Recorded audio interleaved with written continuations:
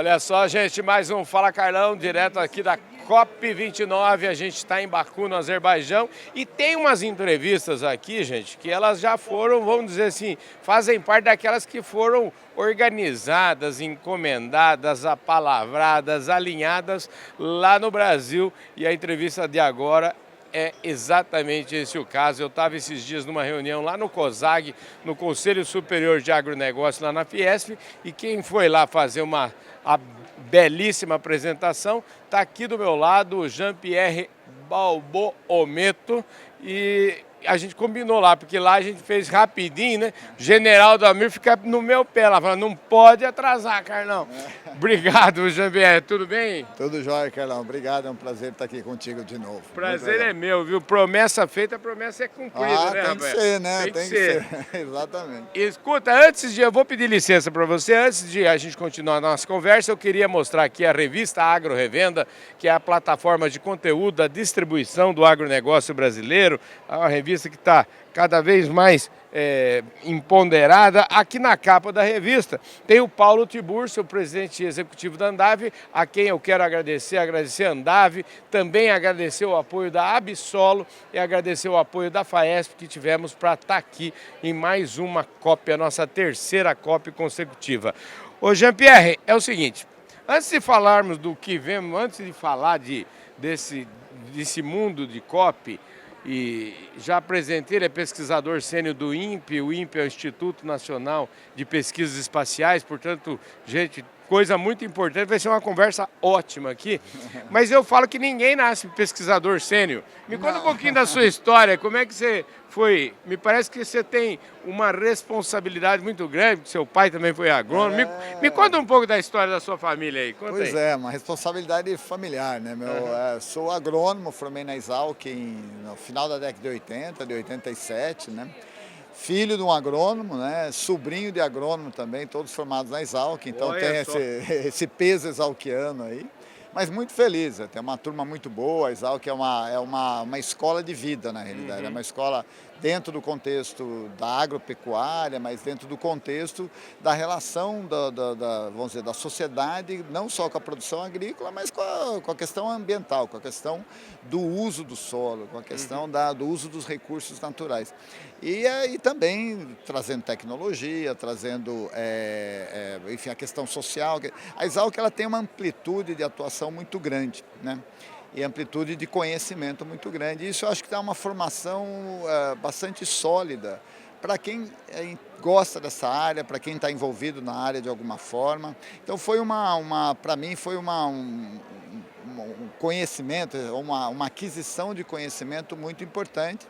Hoje eu trabalho, como você muito bem destacou, né, Carlão, no INPE, com questões associadas à mudança climática, que tem uma conexão muito próxima à agricultura, né? A agricultura depende do meio para produzir. E né? é interessante porque você pega assim, um agrônomo, a gente fala de um agrônomo, a gente acha que é o cara que vai cuidar ali da terra, do solo, você já foi logo para o espaço, né? Fui ver o sol lá de cima, né?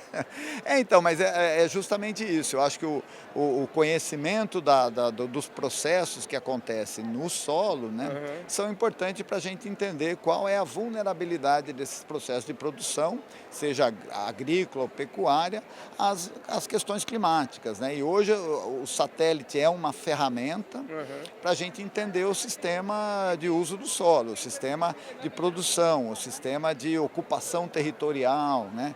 Inclusive de mudança climática. Tem satélite que nos ajuda a prever clima, né? Então é essa composição de ferramentas, de ferramental e de conhecimento que permite que a gente busque soluções dentro de um contexto, dentro de um processo de clima que está mudando muito rapidamente. Agora, o que nesse ambiente que a gente está aqui, o ambiente de discussões, de mudanças climáticas, geralmente para nós que somos mais, vamos dizer, leigos, mudanças climáticas sempre fica parecendo uma coisa muito distante da gente, né? Como é que agora, por outro lado, recentemente nós tivemos tantos problemas, né? Eu falo assim, para trazer um pouquinho esse problema para mais perto de mim, Eu lembro que quando eu era criança, eu via enchente no mês de janeiro, final do mês de janeiro, tinha enchente na frente da minha casa. E eu acabei de ver uma enchente agora, no mês de novembro agora. Isso é que, essa mudança é que eu acho que talvez mostre pra gente que as coisas estão batendo na nossa porta, né? Eu acho que exemplos como esse, né, Carlão, eles são exemplos que eles ajudam, na realidade, a contextualizar essa questão Isso. da mudança climática toda, né? Que realmente é um processo muito complexo, né? A base disso tudo, ela passa por uma variação na temperatura, né? Entendi. Então o planeta está aquecendo, né? E esse aquecimento do planeta faz com que a dinâmica, os processos climáticos mudem também, né? E processo climático o que que é? É chuva, é seca, é vento, é frente fria, onda de calor, tudo isso está associado à dinâmica climática, né? Que é relacionada à atmosfera do planeta. Então, quando a gente muda a composição da atmosfera, a gente muda essa dinâmica, que é o que vem acontecendo, Entendi. né? Então, e os efeitos são esses, como você destacou, são cheias em períodos que a gente não estava esperando, ou cheias mais intensas do que a gente esperava, o que aconteceu no Rio Grande do Sul agora. Agora, você pode até perguntar, mas isso nunca aconteceu? Claro, acontece. Aconteceu na história do planeta muitas vezes, né? A questão é que o que nós estamos enfrentando por conta do aumento de temperatura, né? Os processos são mais intensos e mais frequentes, né?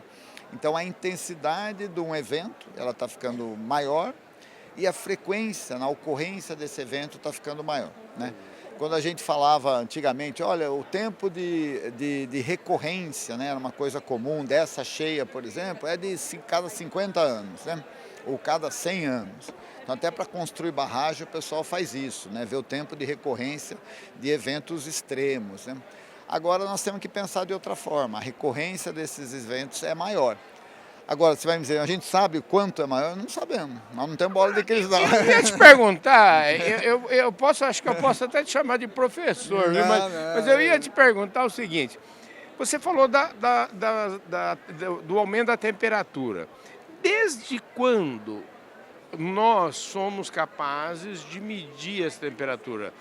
Qual que é o histórico de tecnologia nessa área? Porque a gente vê aqui na COP falando do tal do 1,5 graus, que a gente tem que manter 1,5 graus. Eu queria até entender melhor isso. Desde quando a gente mede a temperatura do planeta? Então, tem várias formas de você medir a temperatura do planeta, ou estimar a temperatura do planeta. Uma delas é com termômetro mesmo, né? Vai lá e bota o termômetro e vê qual que é a temperatura, né? Obviamente que você tem Deve ser um termômetro... termômetro gigante para Não, fazer isso, né? ou você distribui bastante em tudo quanto é lugar, né? Então isso acontece muito. Então você mede a temperatura em vários lugares do planeta e aí você tem uma ideia. Outra forma de medir é por satélite, né? Então você consegue ter uma estimativa de uma temperatura a partir da composição da atmosfera, por exemplo, que você mede por satélite. Outra forma é você olhar em registros que estão em vários componentes do sistema terrestre, aí, né? Você pode medir temperatura, inferir temperatura por anel de crescimento de árvore. Você pode inferir temperatura por bolha que está presa em gelo. Vai lá na Antártica, o pessoal pega gelo lá, faz cava um poço, vai tirando que eles chamam de testemunho de gelo, assim, né? E você tira uma bolinha de ar que está lá dentro, é o ar que foi aprisionado quando aquele gelo foi formado, né? Então aquele ar ali reflete a atmosfera daquela época. Então são uma série de maneiras de medir a temperatura. Então quando a gente mede a temperatura como a gente está acostumado com um termômetro muito mais recente, talvez nos últimos 200 anos, né? Muito mais pontual, ela está ficando mais esparramada ao longo do planeta. E hoje mede com um avião, mede com um navio, tem várias formas de medir temperatura. E no passado a gente infere a temperatura a partir desses testemunhos, né? Ou pode ser sedimento, enfim, tem uma série de testemunhos que ajudam a fazer isso. Tem uma série de técnicas, são técnicas físicas, químicas e tal, que ajudam a ter uma ideia como é que era a temperatura no passado. Maravilha, agora vem cá, eu falei para todo mundo que te conheci lá na Fiesp, lá no COSAG, que é o Conselho Superior do Agronegócio, E eu queria entender agora, eu queria tentar mostrar o seguinte, como que isso conversa com a nossa agricultura? Quais são os Claro. impactos disso na agricultura, que eu acho que isso é o ponto aqui, né? Não, isso é um ponto central, né? Então aqui na COP, por exemplo, a gente está olhando para uma diversidade enorme de setores, né? Então Aham. tem o pessoal da indústria, tem o pessoal da energia, o pessoal de água, enfim, e o pessoal da agricultura, né? Aham. Por que que a agricultura, e a gente tem que ficar preocupado e tem que ficar, vamos dizer, de alguma forma tem que olhar com muito cuidado nesse contexto todo? Porque a agricultura depende do clima, Sim. né? Depende do clima para plantar, depende do clima para crescer, depende do clima para colher, né? Da mesma forma, a produção pecuária. O gado depende de uma pastagem, né, que ela tem um manejo, que é super importante, mas você precisa de um clima adequado para aquilo Sim. ali, né? Então, a mudança no padrão climático, ela muda a forma como a gente trata da agricultura, né? Então a agricultura evoluiu nos últimos, a gente pode até pegar recentemente, no último século, por exemplo, nos últimos 200 anos, a agricultura evoluiu num determinado clima. Então ali começa setembro, é época de plantio, começa a chover, espera a chuva, aquela coisa toda, dependendo de onde a gente estiver no Brasil. E aí tem o período da maturação da cultura, seja a cultura que for, soja, Sim. arroz, enfim. E aí, essa relação com o clima, a gente tem que repensar. Então, a agricultura precisa trazer esse conhecimento, né, para a sua prática. Bom, então como é que... E para poder adaptar. As secas ficando mais intensas, então a gente já vê, tem perdas bilionárias na agricultura brasileira por conta de seca, por exemplo, Sim. né? Como é que a gente resolve seca? A gente tem que buscar água. Agora, nós vamos ter água para poder irrigar, irrigação custa caro, né? Mas nós vamos ter água para poder irrigar, né? Que tipo de cultura nós temos que ter? Uma cultura que ela é mais resistente à seca, por exemplo, então ela demora mais para sofrer o efeito de uma seca mais prolongada. Enfim, tem uma série de estratégias que nós temos que usar na agricultura, considerando que o clima está mudando, Mas né? isso pode até impactar no sentido de falar assim, não, eu tenho uma fazenda no lugar X e produzo a cultura Y. Eu posso até no futuro não tá dando mais para fazer nem nesse lugar, nem nessa cultura. Pode ser, isso pode acontecer, sem dúvida nenhuma. Então Aham. nós temos que, isso passa por um planejamento que ele tem que ser integrado, né, Carlão?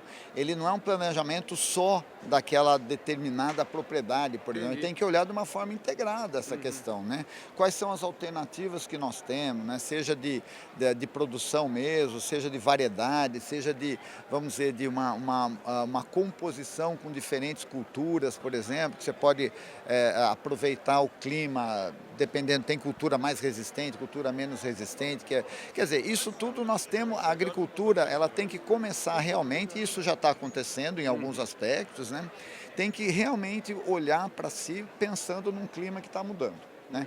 E inclusive a gente está falando de temperatura, a gente sente temperatura quente, mas o gado sente também, Do mesmo do jeitinho. mesmo jeito. Eu Então, falo que assim, a turma fala assim pra mim, não, meu, os cachorros estão acostumados a ficar no frio. Eles não estão acostumados, não, eles querem ficar num lugar melhor. quer ficar no Eles quentinho. querem, todo mundo quer conforto, Todo né? mundo quer conforto. Então, e exatamente isso, o conforto animal, ele reflete na produção, seja a produção de leite, Sim. seja na produção de carne, enfim, seja na produção que for, né? Entendi. Frango também, então você precisa, pra você manter a temperatura dentro de uma granja mais adequada, se a temperatura fora está muito quente, você precisa diminuir mais a temperatura, você precisa gastar mais energia para manter a temperatura baixa, por exemplo, dentro de uma granja de frango, de porco, o que é que seja. Então, você vê, nós temos que pensar, a agricultura tem que trazer para o seu planejamento um clima que está mudando. Está mais quente. Esse é o ponto, quer dizer, essa história tem que estar dentro da gestão das propriedades. Gestão da propriedade, gestão da propriedade. Então, isso aí é um diálogo importante, Carlão, porque ele não é só uma questão de clima. É uma questão de clima, é uma questão de sustentabilidade. Sim. Sustentabilidade da produção e sustentabilidade assim, você não quer produzir só o ano que vem. Claro. Você quer produzir nos Aliás, próximos 50 anos, a né? gente esquece, né? Porque o termo sustentabilidade, eu acho que ele ficou, eu diria até meio desgastado. Chegou uma hora que a gente não gosta nem de repetir. Mas a verdade é que Sustentabilidade tem a ver com o sustento, que tem a ver com aquilo que você pode fazer hoje, amanhã, depois de amanhã, todo dia, né? Exato. É que você consegue ter recurso para manter aquela produção, seja financeiro, seja recurso humano, né, saúde das pessoas, ou disponibilidade, ou gente que está ali trabalhando, ou seja, recurso ambiental, né? Você precisa do recurso ambiental, a gente sabe disso, né? Então, assim, a agricultura é central nesse debate, central nesse debate. E tem outro aspecto importante, a gente fala aqui na COP, todo mundo fala muito de emissões, né? Por que a história de emissões? A gente estava falando que aumentou a temperatura, porque mudou a composição da atmosfera. É isso. E como é que a gente sabe que mudou? Porque está cheio de gente coletando gás na atmosfera e vendo que mudou. Não só na atmosfera, como na bolinha de gelo lá e tudo mais, né? Então, essa mudança toda, ela está associada a emissões, ela está associada à transformação que a gente faz no solo, né? Seja com produção, seja com queima de combustível, o que quer que seja, que muda lá, né? A gente sabe, quando você, sei lá, tem alguma coisa pegando fogo, tem fumaça que vai para a atmosfera e muda a composição. Impacto. A agricultura, ela tem uma oportunidade de redução de emissões que ela não é gigante, porque você tem que produzir, você precisa botar semente no solo, você precisa, quer dizer, mas ela tem uma oportunidade de dialogar com a sustentabilidade ambiental. Sim. Que você ter um solo de melhor qualidade, e todo mundo sabe que solo melhor produz bem. Sim. Né? É você manter a água no sistema. Todo mundo sabe que, plantio direto é bom também por conta disso, né? Quer dizer, tem uma série de práticas que são importantes e que elas têm que ser realmente incorporadas no clima que está mudando. Ô Jean, nessa sua colocação embute, eu acho, eu fico aqui elucubrando, porque é o seguinte, o papel de instituto de pesquisa como você, e aí para a gente fechar nossa conversa, queria que você falasse sobre qual é o trabalho do INPE. Eu acho que aí, como que a agricultura pode, vamos dizer assim, a gente precisaria, o agronegócio, precisaria investir, eu acho que o INPE pode colaborar muito nesse trabalho, no sentido de mostrar em números o tanto que a agricultura e a pecuária pode enterrar de carbono, ou seja, aquilo que ela pode, vamos dizer assim, sequestrar e, portanto, prestar um serviço, além de produzir o alimento, ainda prestar um serviço ambiental. É possível a gente chegar num número que seja, digamos, aceito pela comunidade internacional, que seja aceito para a turma que está aqui na COP? Como é que, sem isso parecer uma miragem? Não, é possível sim, isso tem vários projetos, assim, o INPE trabalha, mas a Exalc, por exemplo, tem projetos importantes, né? Não só a Exalc, mas algumas universidades de agronomia no país têm trabalhos importantes, a própria Embrapa também tem trabalhos importantes, que assim, se você pensar na agricultura, um dos grandes compartimentos onde você pode sequestrar, vamos dizer, trazer carbono para o sistema, como você muito bem falou, é o solo, né? Porque em cima do solo você tem uma dinâmica intensa, né? Então o solo é importante.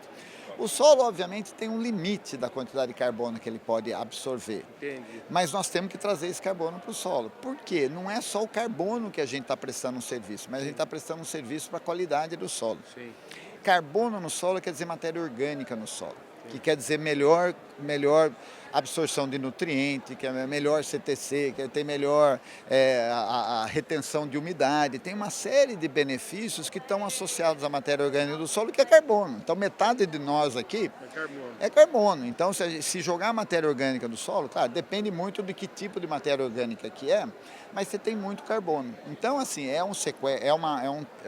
que sequestro não se fala mais, né? Mas é uma absorção de carbono no sistema que ele tem que ficar lá, mas ele tem benefícios associados que são muito grandes, né?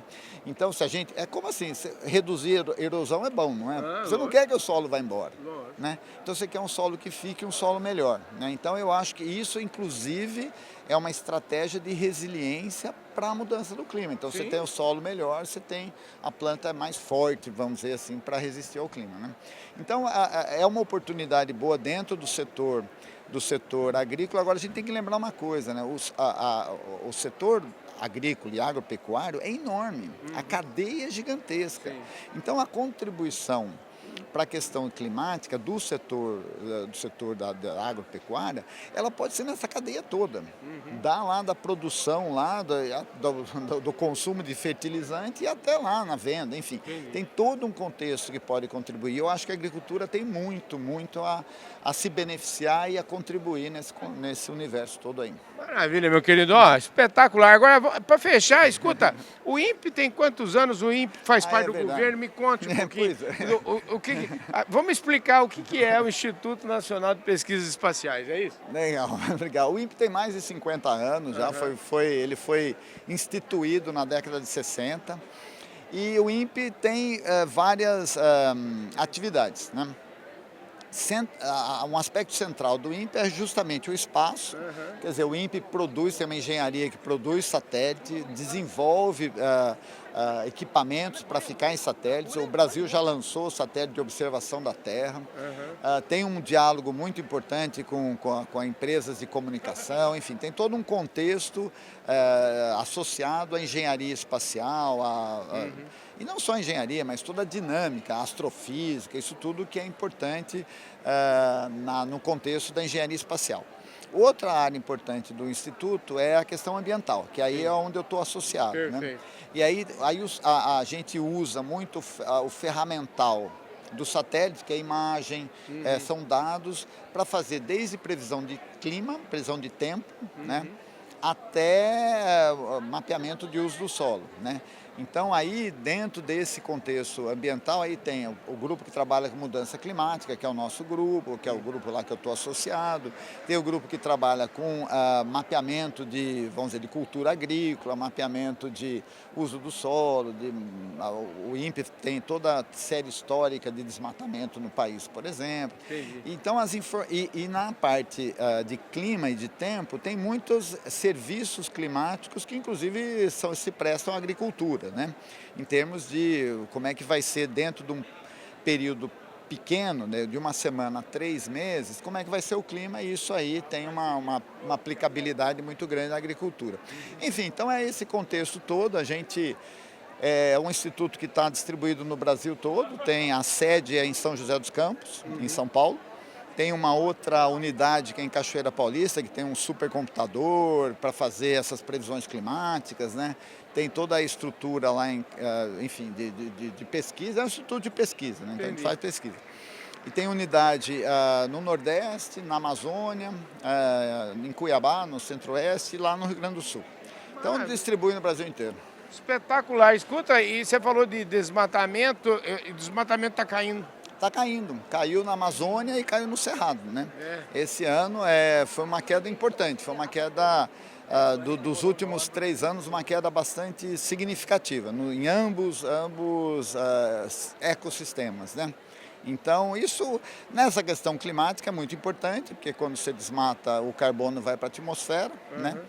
E tem uma questão, enfim, tem toda uma questão territorial aí, tem um debate importante nesse conceito. E os dados que o INPE produz, eles são dados oficiais. Então, quando o Brasil vai reportar aqui, por exemplo, na COP, né, o Brasil lançou a NDC, que é a contribuição, você deve ter falado disso. Estava aqui, o Alckmin, inclusive a gente conversou com ele no corredor rapidinho lá, no dia anteontem, né? O dia que ele foi entregar a NDC. Estava com ela no bolso. Estava com ela aqui na pasta. Embaixo do braço.